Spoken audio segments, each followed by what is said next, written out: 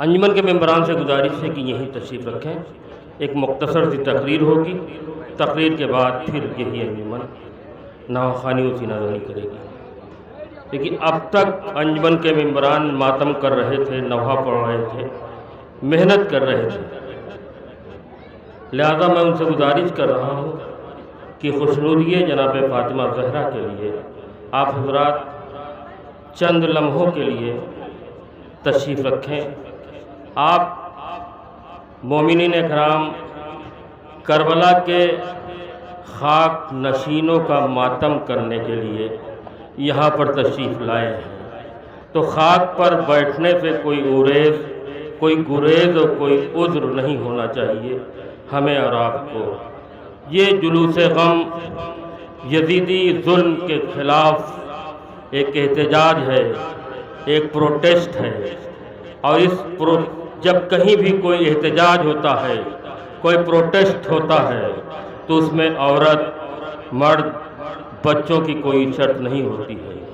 جوگ در جوگ احتجاج کے لیے عورتیں، بچے، مرد اس میں شامل ہوتے ہیں۔ ہم یزیدی ظلم کے خلاف احتجاج کر رہے ہیں ان جلوس اذا کے حوالے سے، لہذا جو حضرات دور ہیں ان سے گزارش ہے کہ یہاں جائے تقریر پہ سایہ بھی ہے، اگر وہ قریب آ جائیں تو مولانا موصوف کی حوصلہ افزائی ہو جائے گی۔ انجمن حسینیہ کے تمام تر ممبران سے گزارش کر رہا ہوں کہ وہ مومنین کرام کو جائے تقریر تک بھیجنے کی سعادت حاصل کریں۔ ہاں، سوگواران امام مظلوم کربلا میں جناب فاطمہ زہرا کے لال کو رلا رلا کر مار ڈالا گیا۔ بے پناہ ظلم کربلا کے میدان میں آل رسول پر ہوئے۔ آپ اور ہم متواتر جلوس غم میں، مجلسوں میں، ایک شہر سے دوسرے شہر، ایک گاؤں سے دوسرے گاؤں، ایک قریے سے دوسرے قریے میں شرکت کر رہے ہیں، اور جناب فاطمہ زہرا کو ان کے لال کا پرسہ پیش کر رہے ہیں۔ میں یہ مان رہا ہوں کہ آپ حضرات بہت دور سے آئے ہیں، لیکن اتنی دور سے نہیں آئے ہیں جتنی دور سے ایک کوہ جلی ماں اپنے شکستہ پہلوؤں کو تھامے ہوئے اس جلوس غم میں تشریف لائی ہے۔ یقیناً آپ کو تھکن کا احساس ہو رہا ہوگا، گرمی کی شدت ہے، لیکن محسوس کیجئے وہ قید خانہ جہاں پر زینب و ام کلثوم اور سکینہ کو قید کیا گیا تھا، جہاں پر ہوا کا بھی گزر نہیں تھا۔ اتنی گرمی کے باوجود ہم لوگ پریشان ہیں، لیکن مقصد حسین کو بقا دینے کے لیے اہل بیت اطہار نے جو قربانی پیش کی ہے، اسے پس منظر میں آپ حضرات اس جلوس غم کو منعقد کر رہے ہیں۔ کتنی غم نصیب ہے وہ ماں جو جنت البقیع کی ٹوٹی ہوئی قبر سے اپنے شکستہ پہلوؤں کو تھامے ہوئے اس جلوس غم کے ساتھ ساتھ چل رہی ہے۔ ہاں، سوگواران امام مظلوم کربلا، ہمارے گھر یا آپ کے گھر کوئی موت ہو جاتی ہے، کوئی مر جاتا ہے، تو لوگ پرسہ دینے آتے ہیں۔ وہ کوک جلی ماں آج اس جلوس غم میں پرسہ لینے آئی ہے، لہذا میں آپ حضرات سے گزارش کروں گا کہ جناب فاطمہ زہرا کے رومال کو خالی نہ جانے دینا آپ حضرات۔ ہاں سوگواروں، جب قید شام سے رہا ہو کر جناب سید سجاد مدینے آ گئے، کچھ عرصہ گزر گیا تو ایک شخص آتا ہے، امام کی بارگاہ میں کہتا ہے کہ مولا ہمارے گھر شادی ہے، آپ شرکت کر لیں۔ تو جناب سید سجاد نے تڑپ کر کہا، جب سے میرا بابا کربلا کے میدان میں 3 روز کا بھوکا پیاسا مارا گیا ہے، میں شادیوں میں شرکت نہیں کرتا۔ وہ مایوس ہو کر جانے لگا تو امام نے اسے بلایا اور کہا، میں ایک شرط پر تمہارے یہاں آؤں گا۔ تو شخص نے پوچھا، مولا کیا شرط ہے؟ تو جناب سید سجاد نے کہا کہ اس جہاں پر میرے علی اکبر کا میرے علی اکبر کا ذکر کر دینا، وہاں پر میرے علی اکبر کے نام کی ایک مجلس کر دینا تو میں شرکت کر لوں گا۔ ہاں سوگوارو، امام آئے، شادی کا گھر ہے، مجلس ہو رہی ہے، لوگ تڑپ کے گریہ کر رہے ہیں۔ جناب سید سجاد نے صاحب خانہ کو بلا کر کہا کہ شمع گل کر دو، اندھیرا کر دو، چراغوں میں روشنیاں نہ رہے۔ تو اس شخص نے ہاتھ جوڑ کر کہا مولا اندھیرا کیوں کر دے؟ تو سید سجاد نے کہا جو لوگ شرم کھا کے رو رہے ہیں، آہستہ آہستہ رو رہے ہیں، جب اندھیرا ہو جائے گا وہ توپ کر روئیں گے ہمارے بھائی کے غم میں۔ ہاں سوگواروں، مجلس ہو گئی، اندھیرا تھا۔ جب شمع روشن ہوئی تو صاحب خانہ نے دیکھا کہ سید سجاد کہیں نظر نہیں آ رہے ہیں۔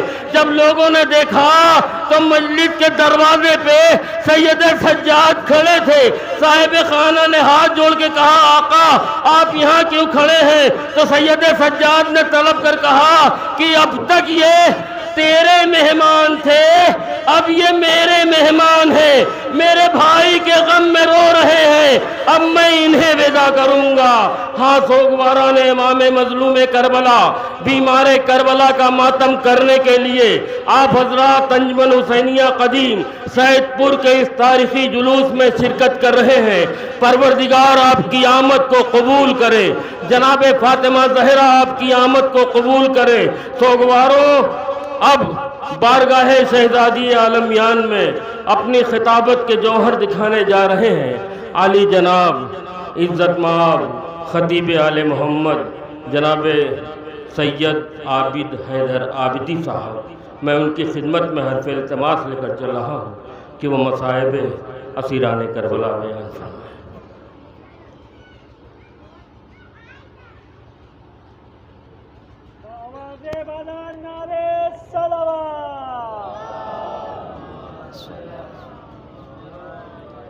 فاتحہ۔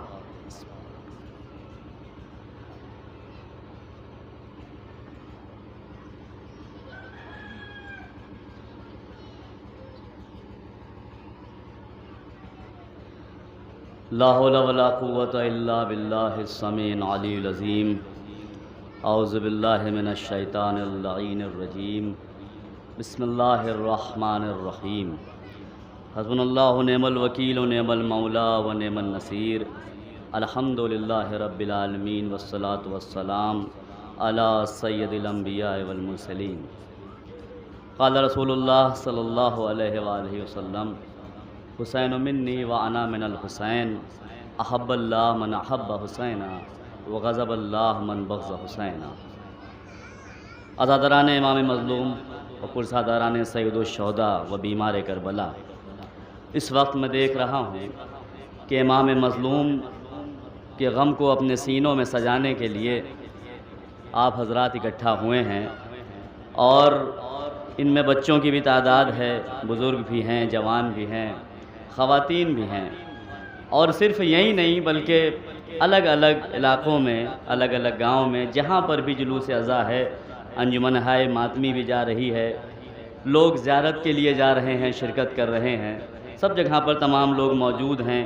نہ ان کو بھوک کا احساس ہے، نہ ان کو گرمی کا احساس ہے، نہ ان کو دھوپ کا احساس ہے، نہ ان کو تھکان کا احساس ہے، بلکہ ابھی میں نے دیکھا کہ ایک میرا بھائی جو سامنے بیٹھا ہوا تھا، جس کے ہاتھ میں پلاسٹر بھی بندھا تھا، پیر میں چوٹ بھی لگی تھی۔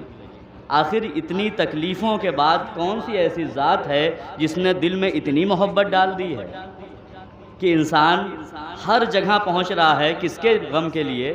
امام حسین کا غم منانے کے لیے۔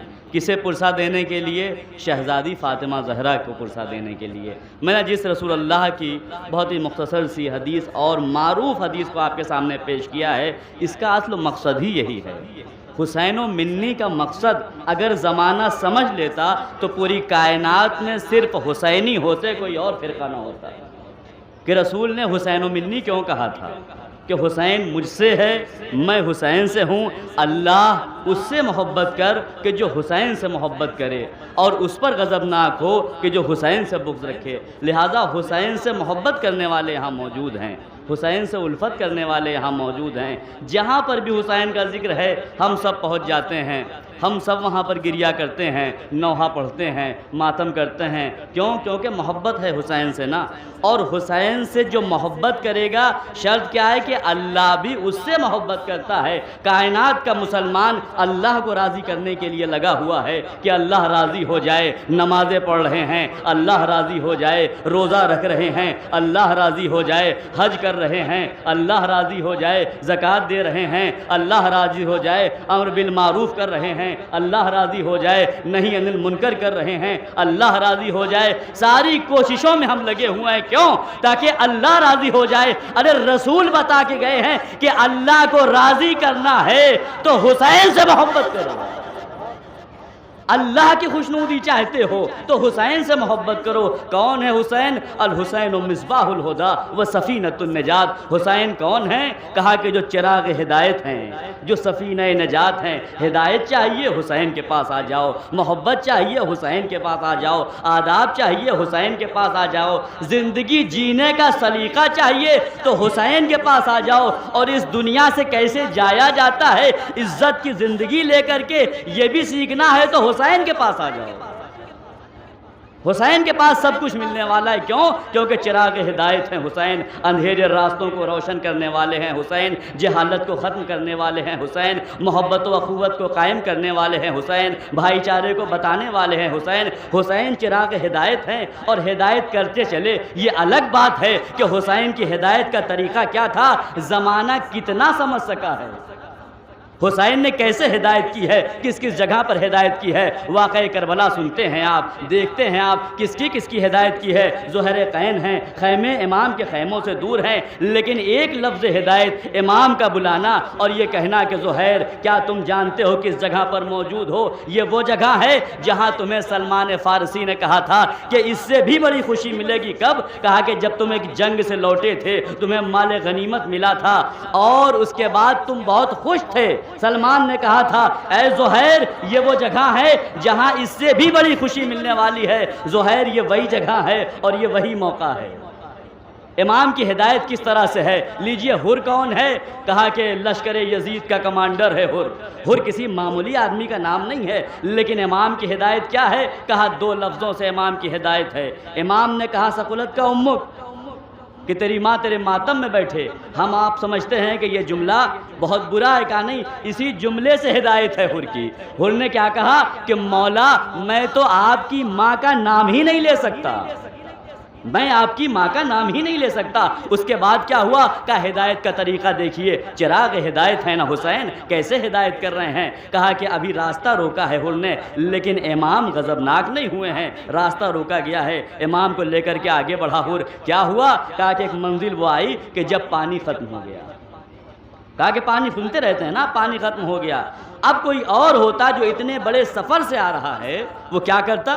بھئی پانی دینے کی کیا ضرورت ہے، ہمارے پاس بھی پانی ختم ہو جائے گا تو ہم کیا کریں گے، ابھی کتنے دن کا قیام ہو، کن مشکلات کا سامنا کرنا ہو۔ لیکن حسین کسے کہتے ہیں؟ آج جگہ جگہ سبیلیں لگی ہوئی ہیں، حسین کے نام پر پانی پلایا جا رہا ہے، حسین کے نام پر کھانا کھلایا جا رہا ہے۔ کس سے ہمیں ملا ہے؟ امام حسین علیہ السلام سے۔ کہا کہ حر نے راستہ روکا ہے، مگر امام نے ایسا نہیں کیا کہ حر کو پانی نہ دیا ہو، بلکہ حر کو بھی پانی پلایا، حر کے لشکر کو بھی پانی پلایا۔ لوگوں نے کہا یا ابن رسول اللہ، حر کے ساتھ جو جانور ہیں قافلے میں وہ بھی پیاسے ہیں۔ آپ نے کہا ہمارے مشکیزوں میں جتنا بھی پانی ہے اس کے دہانے کھول دیے جائیں۔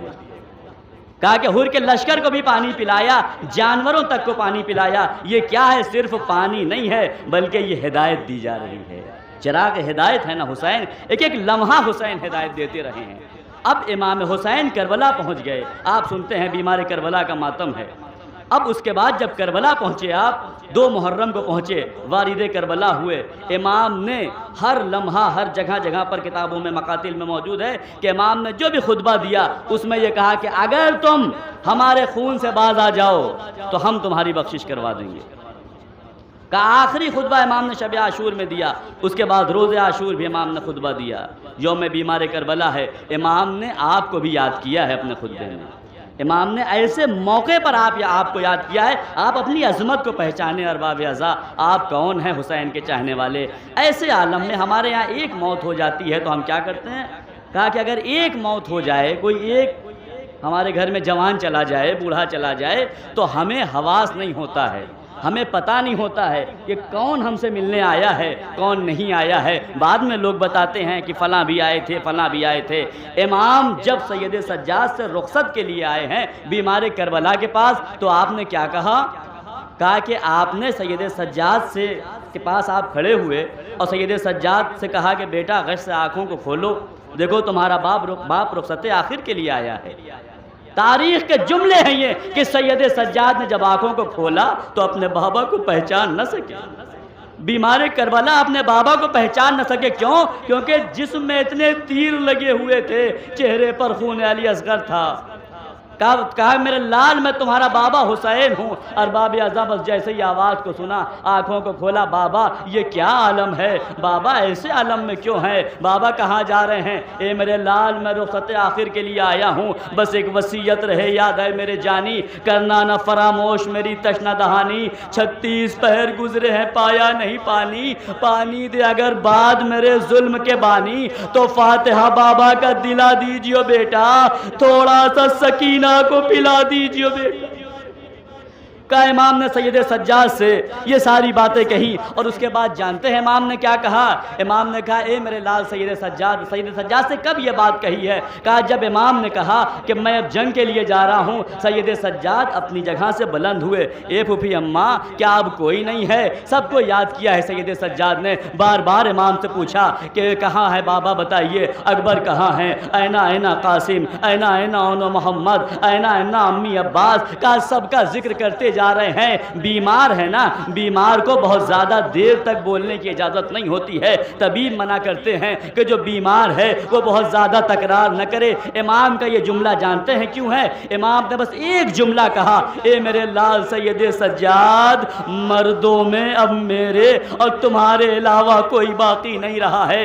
امام جان رہے تھے نا کہ نہ جانے ابھی سید سجاد کتنی بار پوچھتے جائیں گے۔ ارباب اعضاء اس کے بعد بیمار کربلا نے کہا اے بابا، ارے میرا ماما کہاں ہے؟ ابھی یہ بیٹا زندہ ہے نا، بیٹا آپ کی طرف سے جائے گا، بابا آپ نہ جائیے۔ پھوپھی اماں کی طرف اشارہ کیا، اے پھوپھی اماں میرا عصا لا کر کے دیجئے، میرا ماما لا کر کے دیجئے۔ بس ارباب اعضاء اس کے بعد امام نے کہا اے میرے لال سید سجاد، تمہیں جنگ نہیں کرنا ہے میرے بیٹا، تمہیں یہاں سے چھوٹ کر کے کہا کہ تمہیں یہاں سے کوفے جانا ہے، کوفے سے شام ہوتے ہوئے مدینے جانا ہے، لیکن میرے لال یاد رہے، عزاداروں آپ کو یاد کیا امام نے ایسے عالم میں 10 محرم کو 61 ہجری کو یوم عاشورہ اپنی شہادت سے پہلے کیا کہہ رہے امام حسین؟ کہہ رہے ہیں میرے لال سید سجاد، جب قید شام سے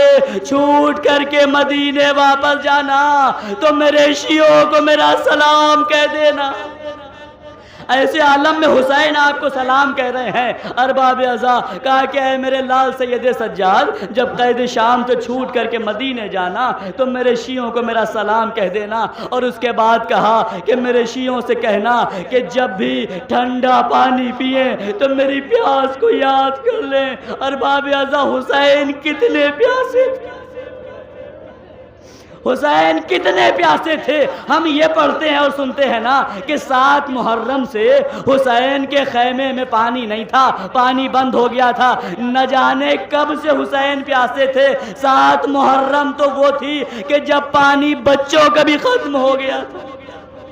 اور اس پیاس کا اگر آپ کو اندازہ لگانا ہے تو اس منظر کی طرف چلیے جب علی اکبر نے کہا تھا بابا اگر چند قطرے آب مل جائے تو میں ان ظالموں کو بتا دوں کہ ہاشمی جوان کیسے لڑتے ہیں۔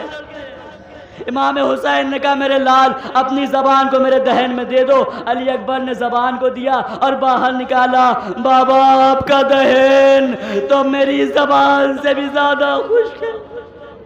امام کتنے پیاسے تھے۔ اے میرے لال سید سجاد، میرے شیعوں کو میرا سلام کہہ دینا اور کہنا کہ جب کبھی ٹھنڈا پانی پئیں تو میری پیاس کو یاد کر لیں، اور جب بھی کبھی غریب و مسافر کا ذکر ہو تو مجھ پر آنسو بہا لیں۔ ارباب اعضاء سید سجاد بعد شہادت حسین اس پیغام کو لے کے مدینے تک آئے۔ اس پیغام کو لے کے مدینے تک آئے ہیں، لیکن آنے میں جو مشکلات کا سامنا کیا ہے، یوم بیمار کربلا ہے نا، آپ سنتے ہیں نا، تمام جملے علماء سے سنتے ہیں، خطبہ سے سنتے ہیں، ہم اور آپ روتے ہیں، گریا کرتے ہیں، آنکھوں سے آنسو بہتا ہے، کچھ دیر کے بعد آنسو رک جاتا ہے، پھر ہم سنتے ہیں، پھر آنسو بہتا ہے، لیکن امام کے ساتھ ایسا نہیں تھا۔ امام جب اپنے بابا کو یاد کرتے تھے، جب قید خانہ شام کو، جب شام کی اذیتوں کو یاد کرتے تھے، تو صرف آنسو نہیں بہتا تھا، بلکہ جب آنسو ختم ہوتا تھا، امام کی آنکھوں سے خون جاری ہو جاتا، امام کی آنکھوں سے خون جاری ہو جاتا تھا۔ کون ہے بیمار کربلا؟ جتنے بھی امام بنے، کہا سب کو امامت کا منصب ملا، تو ایک اعلان کیا گیا، ایک کامیابی کا اعلان، ایک امامت کا اعلان، ایک جشن کا اعلان۔ لیکن یہ وہ امام ہے جب ایسے وقت میں امام بنا کہ جب شام غریبہ ہے، خیموں میں آگ لگی ہوئی ہے، بیویاں ایک خیمے سے دوسرے خیموں میں جا رہی ہیں، اور اس کے بعد ایک بیوی آئی، تاریخ نے لکھا، آنے کے بعد عہدہ امامت کا تعارف کرایا ہے کہ امام کسے کہتے ہیں۔ اے میرے لال سید سجاد، ارے یہ بتاؤ، کیا ہم اس خیمے میں جل کے مر جائیں یا پھر خیمے سے باہر نکلیں؟ اے پھوپھی اماں ایسا کیوں کہتی ہے؟ میرے لال تم امام وقت ہو نا، اب تم ہی امام ہو۔ کائم پھوپھی اماں خیمے سے باہر نکلے۔ عزاداروں بس ایک منظر کو پڑھنا ہے، جب مختار نے خولی کو پکڑا اور پکڑنے کے بعد کہا کہ بتا تو نے کربلا میں کیا کیا ظلم کیا ہے، تو جانتے ہیں خولی نے کیا کہا؟ کہا میں نے کربلا میں 3 بہت بڑے ظلم کیے ہیں، بس یہ 3 ظلم سن لیجئے اور اس کے بعد آپ کی زحمت سماعت کو تمام۔ کہا کہ میں نے 3 ظلم کیے کربلا میں بہت بڑے۔ مختار نے پوچھا کہ یہ بتا تو نے کیا ظلم کیا ہے کربلا میں؟ کہا کہ تم سن نہ سکو گے مختار۔ کہا نہیں تو بتا، میں سننے کے لیے آمادہ ہوں۔ ہاں ارباب ازا، خولی کہتا ہے کہ میں اس وقت جب خیموں میں آگ لگی ہوئی تھی اور مال و اسباب لوٹے جا رہے تھے، کہا کہ میں خیمے میں داخل ہوا اور میں نے دیکھا کہ میرے جتنے بھی ساتھی ہیں وہ تمام مال و اسباب کو لوٹ رہے ہیں، اور اس کے بعد مجھے کچھ بھی نہ ملا، تو میں ایک خیمے میں داخل ہوا۔ میں نے کیا دیکھا کہ ایک بیمار ہے جو ایک بستر پر لیٹا ہوا ہے۔ کہا مجھے لگا کہ اب کچھ بھی مجھے نہ ملے گا، میں نے بیمار کے نیچے سے ایسے بستر کو کھینچا کہ بیمار منہ کے بل زمین پہ گر گئے۔ کہا کہ بیمار منہ کے بل زمین پر گر گیا۔ بس یہ کہنا تھا، مختار نے اپنے سر و سینے کو پیٹا، اے ظالم، ارے وہ بیمار کوئی اور نہیں ہے، میرا امام سید سجاد۔ کہا کہ میرا وہ امام سید سجاد تھا جس کے نیچے سے تو نے بستر کو کھینچا۔ کہا بتا تو نے دوسرا ظلم کیا کیا؟ کہا اے قاتل یہ بتا، اے ظالم یہ بتا تو نے دوسرا ظلم کیا کیا؟ اب بتاتا ہے ظالم، کہتا ہے کہ میں نے دوسرا ظلم یہ کیا کہ میں نے دیکھا کہ جب مال و اسباب لوٹے جا رہے ہیں، تبھی میں نے دیکھا کہ جلتے ہوئے خیمے سے ایک بچی نکلی کہ جس کے دامن میں آگ لگی ہوئی تھی۔ میں آگے بڑھا، کہا کہ بچی پیچھے ہٹی، میں آگے بڑھا، میں نے دیکھا کہ بچی کے کانوں میں گوشوارے ہیں۔ میں نے بچی سے کہا ان گوشواروں کو مجھے دے دو، لیکن بچی نے کہا نہیں نہیں، یہ میں تمہیں نہیں دے سکتی ہوں، یہ میرے بابا نے مجھے پہنا، یہ میرے بابا نے مجھے دیے ہیں، میں تمہیں نہیں دے سکتی، تم نامحرم ہو، میں ناموس پیغمبر ہوں، میں حسین کی بیٹی ہوں، ہرگز میرے قریب نہ آنا۔ ارباب ازا بس روایت کہتی ہے، کہا کہ ظالم کا یہ بیان ہے کہ مجھے جب یہ لگا کہ میں اس بچی سے آسانی سے گوشوارے نہ اتار سکوں گا، تو میں نے بچی کے رخسار پر ایک ایسا تماچا مارا کہ بچی زمین پہ گر گئی، بچی کو غش آ گیا، پھر میں نے گوشواروں کو اتارا نہیں بلکہ کانوں سے ایسے کھینچا کہ کانوں کی لویں پھٹی اور خون جاری ہو گیا، اور جب خون جاری ہوا بچی چیخی، بیدار ہوئی، بس ایک مرتبہ رخ کیا ہے مقتل کی طرف، اے بابا، ارے جو گوشوارے پہنائے تھے نا ظالم نے کھینچ کہا بابا جو گوشوارے پہنائے تھے ظالم نے کھینچ لیے۔ ارباب اعضاء مختار پوچھتے ہیں اے ظالم یہ بتا تو نے تیسرا ظلم کیا کیا؟ اب بتاتا ہے مختار میرا تیسرا ظلم یہ ہے کہ میں نے جب دیکھا کہ تمام بیویوں کے سروں سے چادریں اتاری جا رہی ہیں، میں نے دیکھا ایک بیوی ہے کہ جس کے قریب کسی میں ہمت نہیں ہے کہ جو قریب جا کر کے اس بیوی کی چادر اتار سکے، کہا کسی میں ہمت نہ تھی کہ جو جا کے بیوی کے سر سے چادر اتار سکے، بس میں نے دیکھا اور میں آگے بڑھا تازیانے کو لہراتا ہوا۔ اب جب میں آگے بڑھا اور میں نے چادر کو اتارنا چاہا، بیوی نے بڑی مضبوطی سے چادر کو پکڑا ہوا تھا۔ ظالم کہتا ہے اے مختار، ارے میں نے اتنی زور سے تازیانے کو سر پہ مارا کہ بیوی کے سر سے خون جاری ہوا، میں نے چادر کو اتارا، بی بی نے رخ کیا مقتل کا، اے عباس میری چادر کے محافظ آؤ، ظالم نے میری چادر اتار دی۔ اللہ لعنت اللہ علیہ وسلم۔